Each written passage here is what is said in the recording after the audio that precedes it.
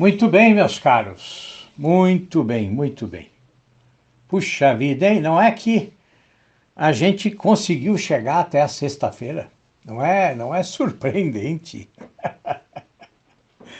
Olha, eu digo a vocês com absoluta sinceridade, tá? Todos os dias, quando eu acordo, eu penso assim, bom, isto aqui é um milagre, né? É um milagre que eu, mais uma vez, em 60 anos de vida, volte a acordar, né?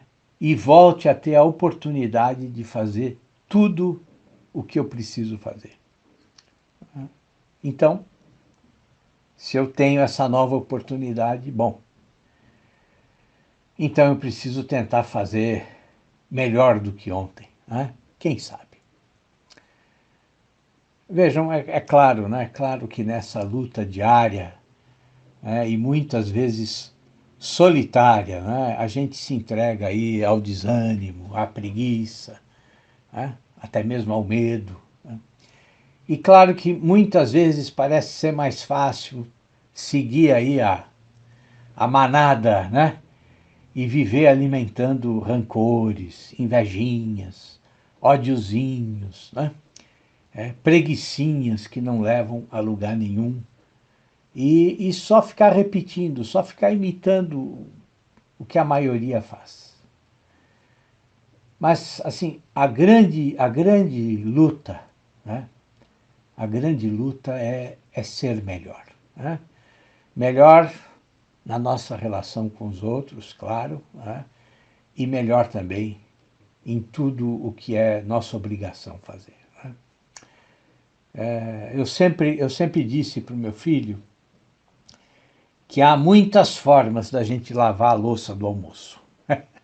Muitas. Você pode lavar a louça do almoço reclamando que é uma injustiça tremenda você não ter dinheiro para comprar uma máquina de lavar louça. Você pode lavar a louça do almoço com tanto desmazelo, né, que em pouco tempo a sua louça vai estar toda trincada, né, toda arrebentada. Né? Bom, você pode lavar a louça do almoço com tanta má vontade que ela vai ficar aí impregnada de gordura, né? E quem sabe até de mau cheiro, né? Mas você pode lavar a louça, né? Não só do almoço, mas a de todas as horas e de todos os dias da sua vida. Você pode lavar da melhor forma que você souber. Né? Quer dizer, você pode se tornar um especialista em lavar louça. Né? E cumprir essa tarefa com imensa, com profunda dedicação. Né? Como se só existisse isso para você fazer na face da Terra. Né? E o melhor de tudo, né? O melhor de tudo, você pode fazer isso, né? Não para agradar as pessoas que moram com você, ou porque você quer mostrar o quanto você pode ser um menino disciplinado e bem comportado. Né? Não, não é nada disso.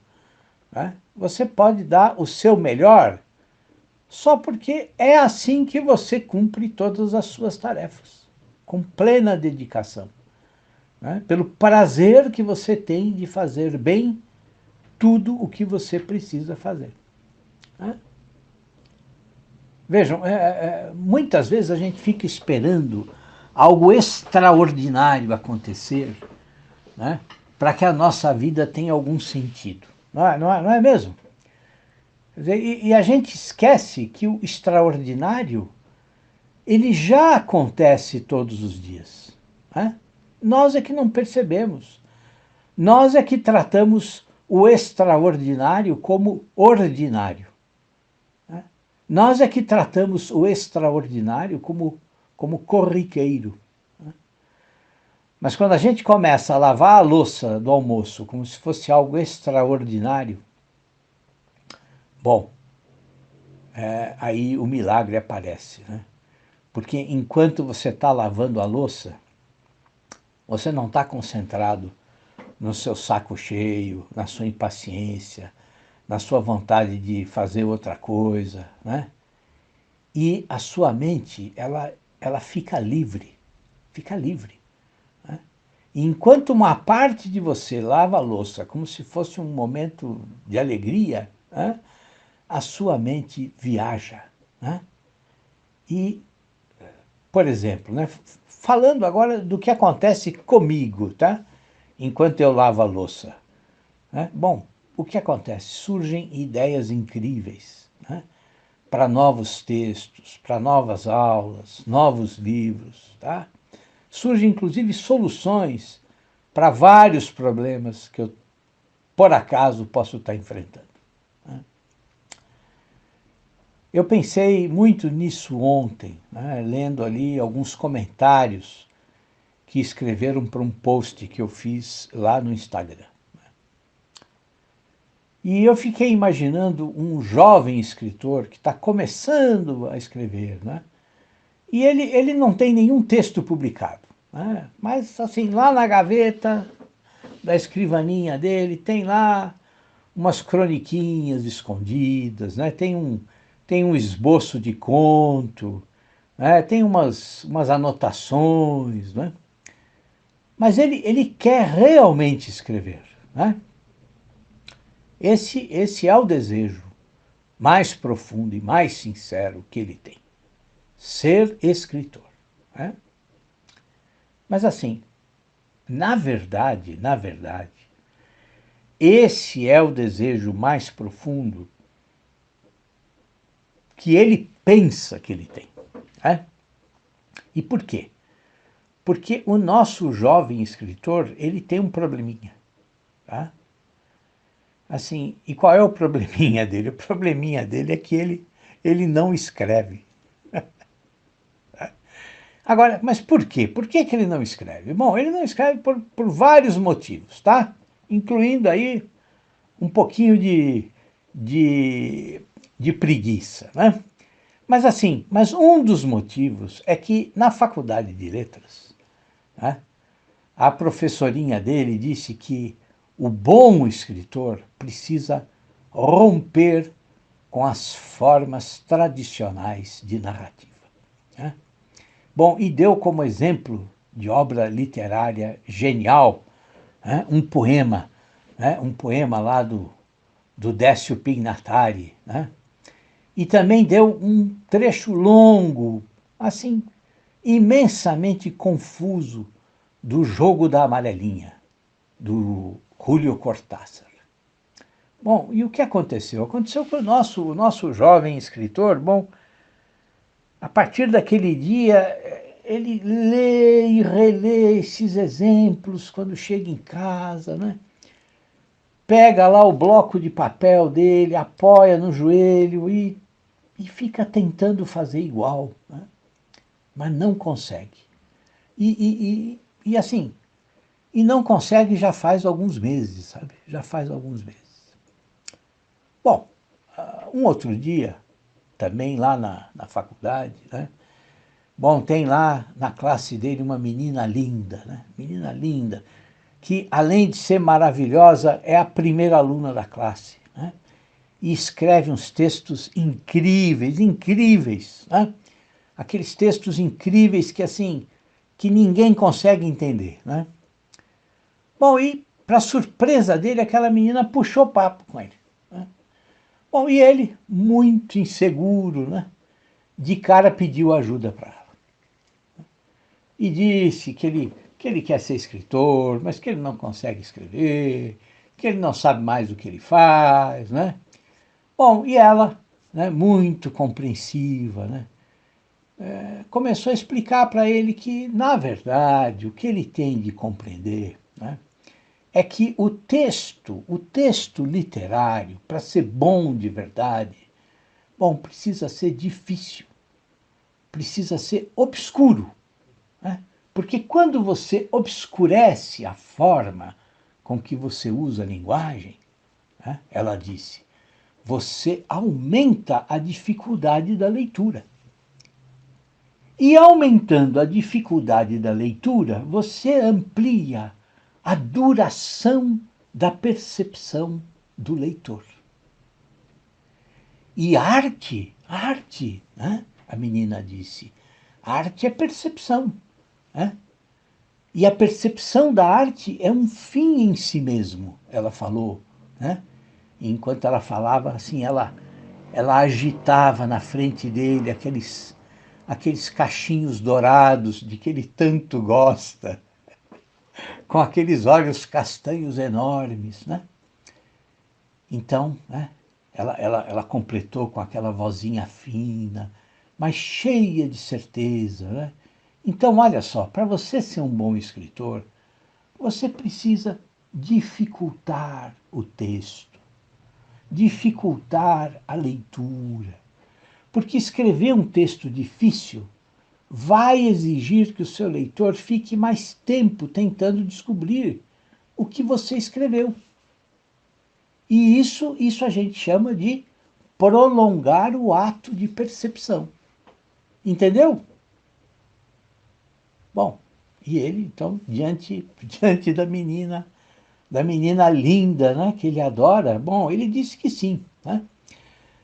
Mas ele disse que sim, pensando que ele ia ganhar algum prêmio por ter entendido, né? Ou melhor, por ter concordado com o que a garota disse, né? E então ela se aproximou mais dele, né? Ele falou, bom, é agora, né? E aí ela colocou a mãozinha dela no ombro dele, né?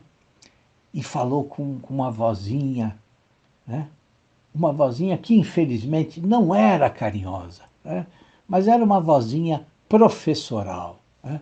Ela disse assim, você precisa transformar o seu texto num labirinto. Um labirinto em que o seu leitor se sinta perdido e oprimido. Dificulte a leitura a qualquer preço, né? E olha, vou te dar um exemplo. Faz o que o Samuel Beckett faz. Aprenda a ser o mais ambíguo que você puder. Bom, e quando o nosso jovem escritor, né, quando ele ia convidar a menina para tomar uma coca, bom, ela largou ele falando sozinho e foi lá com a turma dela fumar um baseado, né? Bom, quando esse nosso amigo chegou em casa, né, bom, ele se fechou no quarto e ficou lá quebrando a cabeça, né? E ficou quebrando a cabeça porque ele, na verdade, né, antes de querer escrever, né, o que ele quer mesmo, de verdade, né, é ser elogiado pela professora, né? Quer dizer, o que ele quer de verdade é participar do grupinho lá de iluminados entendedores da literatura que a menina dos cachinhos dourados comanda, né? Quer dizer, o que ele quer de verdade é parar de viver nessa solidão terrível em que ele vive, né? Nessa solidão em que ele se debate todos os dias, né, entre escrever do jeito que os outros vivem dizendo ou só tentar escrever do jeito que ele sabe. E assim, todos os autores de que ele gosta, ninguém gosta na faculdade, né? Outro dia, no meio de uma aula, quando a professora dava lá exemplos de boas narrativas, ele fez a besteira de citar um trecho do José Lins do Rego, né? Bom, e foi aquele silêncio na classe, né? A professora fez assim uma carinha de nojo, né? Fingiu que não tinha ouvido nada e começou a falar do incrível romance do Paulo Leminski, né? Um romance chamado Catatal, né? Bom, e no dia seguinte a classe inteira estava com o livro na mão e todo mundo elogiava, né? Mas o nosso jovem escritor, né, olhando todo aquele alvoroço, pensava assim, escuta, mas isso não pode ser, não pode ser, né? Tem algo errado comigo, né? Eu baixei ontem esse romance no meu Kindle, mas assim eu não consegui passar da segunda página, né? Quer dizer, meu Deus do céu, o que tem de errado comigo? O que tem de errado comigo? Hã? Bom, em casa, né, nesse dia, ele, lá no quarto dele, ele olhou para os livros que estavam lá empilhados do lado da cama dele, né? Um monte de autores que ninguém lê na faculdade, né? Um monte de nomes que, quando ele cita, os colegas ficam olhando para ele como se ele fosse um alienígena, né? Ou como se ele tivesse acabado de sair de um hospício, né? Então estavam lá o Henry James, o Joseph Conrad, o Tolstói, o Josué Montelo, né? O Zé Lins do Rego, o Hemingway, o George Orwell. Tanta gente que ele gosta, que ele lê com prazer, né? Mas ele está sozinho. Né? É como se só ele, em toda a face da Terra, lesse esses caras. Né? Bom, ele passou a tarde toda ali fechado no quarto, né? Perdido lá na sua imensidão de pensamentos. Né? Bom, até que chegou a hora do jantar, a mãe gritou para ele descer, né? E assim, eles são uma família pequena, né? Então tem ele, o pai, a mãe e uma irmã temporona, muito menor que ele. E eles estavam lá conversando enquanto jantavam, né? E o pai perguntou da faculdade. Bom, e ele, meio sem jeito, né? Bom, contou o que estava acontecendo, né? E contou que ele não consegue escrever. Né? Bom, o pai dele é um comerciante, né? Não entende nada de literatura, nunca leu um romance, nunca leu um livro de poesia, né? Mas ele olhou para o filho e disse assim, escuta, mas assim, veja só, tudo bem, é importante você conhecer tudo que você está aprendendo na faculdade, tá? Mas por que você não escreve do jeito que você quer escrever? Né? Quer dizer, esses escritores que você fica lendo aí, eles não foram famosos? Foram, não é? Quer dizer, se eles não fossem, eles não estavam aí, sei lá eu, traduzido, publicado em todo lugar, não é verdade? Então segue eles, pô, segue eles, né? Porque, assim, pensa assim, a sua professora, ela é só professora, ela não é escritora, né? E a sua colega, bom, ela também é só uma aluna, né? Ela não tem nenhum livro publicado. Então, pô, segue os caras que você gosta de ler. Bom, o nosso jovem escritor, né, não disse nada. Ficou olhando para o pai dele, né, mas ficou quieto, ficou em silêncio e foi lavar a louça. Né? Foi lavar a louça, porque é a obrigação dele todos os dias. Né? E ele gosta de lavar tudo com um cuidado imenso. Tá? Por quê? Porque ele não gosta de sentir depois nos pratos, nos copos, né? Aquele cheiro de detergente que às vezes fica, né? Aquele cheiro de coisa mal enxaguada. Né? Bom, e enquanto ele estava lá lavando, né? Na cabeça dele a pilha de livros do lado da cama, né, dele, a pilha começou a crescer. Né? Começou a ficar imensa, começou a ficar enorme. Né? E ele começou a imaginar todos os livros que aqueles escritores tinham escrito e que ele nunca tinha lido. Né? E a pilha foi aumentando. E quando a pilha de livros chegou no teto do quarto, bom, os livros começaram a cair e começaram a se espalhar pelo quarto. Né? E ele via também assim uma imensidão de nomes que ele nunca tinha lido. Né? Gente que ele sabia que eram ótimos escritores, mas que ele nunca tinha lido. Né? Bom, e aqueles livros foram tomando o quarto inteiro dele. Né? Bom, era tanto livro, bom, que quando ele quis entrar no quarto, ele não conseguia abrir a porta. Né? Então ele parou, né? E viu que a louça estava toda lavada, estava lá brilhando no escorredor. Né? E que, bom, e que a professora e a menina de cachinhos dourados, bom, elas tinham ficado muito pequenininhas. pequenininhas. Elas cabiam no bolso dele. Aí ele enxugou as mãos, né, no pano de prato, subiu até o quarto dele e pegou no fundo da gaveta um caderno velho que tinha lá. Né? E quando ele abriu o caderno, bom, tinha lá um trecho que ele copiou de algum lugar, né? Um trecho que parecia completar aquilo que o pai dele tinha dito. Né? E o trecho dizia assim: se você está escrevendo sem entusiasmo, sem prazer, sem amor, sem alegria, então você é apenas meio autor. Significa que você está tão preocupado em manter um olho no mercado ou um ouvido no círculo de escritores de vanguarda que você não está sendo você mesmo. Talvez você nem ao menos se conheça. A primeira coisa que um escritor deve ser é animado. Deve ser uma coisa de febres e entusiasmos. Sem esse vigor, seria melhor ele colher pêssegos ou cavar buracos.